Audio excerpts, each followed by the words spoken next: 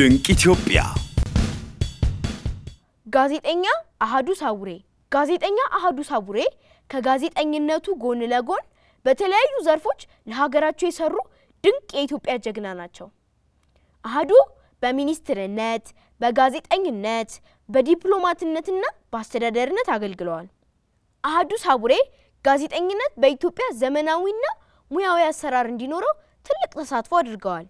የጋዜጠኝነትን ሙያ የጀመሩት አዲስ ዘመንና ሰንደቅ ዓላማችን በተሰኙ ጋዜጦች ላይ ጽሁፎችን በማቅረብ ነበር። በጋዜጣና ማስታወቂያ መስሪያ ቤት ተቀጥረው የሚሰሩ ነበር። የዛሬቱ ኢትዮጵያ ጋዜጣ ዋና አዘጋጅም ሆነው ሰርተዋል።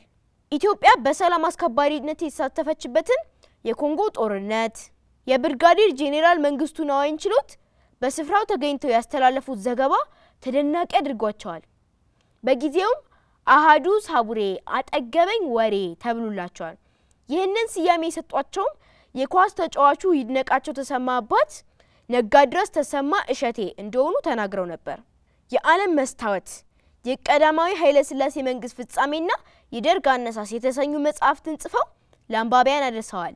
ስላዳመጣችሁኝ አመሰግናለሁ። ድንቅ ኢትዮጵያ